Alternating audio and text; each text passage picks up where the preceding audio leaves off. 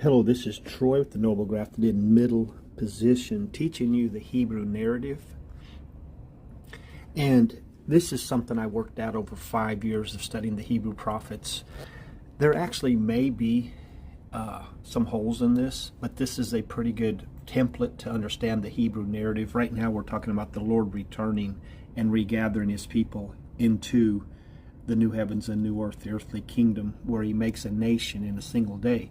But we're starting to see where, because of the pressure that was put on Israel, the regional pressure that was put on Israel by the nations, the surrounding nations, of which the king of the north kind of leads the pack, we have an issue here where when Israel is regathered, their Messiah will judge them in the wilderness. So that's what we're looking at today, or in this video.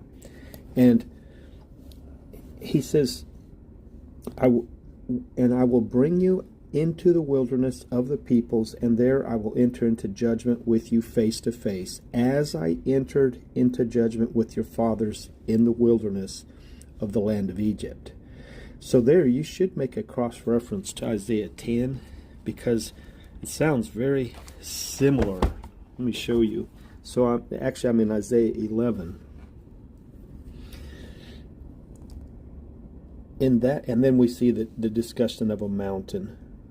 They shall not hurt or destroy in all my holy mountain. This is part of the covenant of peace. In that day the root of Jesse, who shall stand as a signal for the peoples, of him shall the nations inquire, and his resting place shall be glorious. In that day the Lord will extend his hand a second time to recover the remnant that remains of his people from Assyria, Egypt, Pathros, Cush, Elam, Shinar, Hamath. So we see where the people were running into Syria, the area of the Tower of Babel, southern Iraq, Sudan, Upper Egypt. That's where they ran. And he's going to gather them a second time, it says, a second time.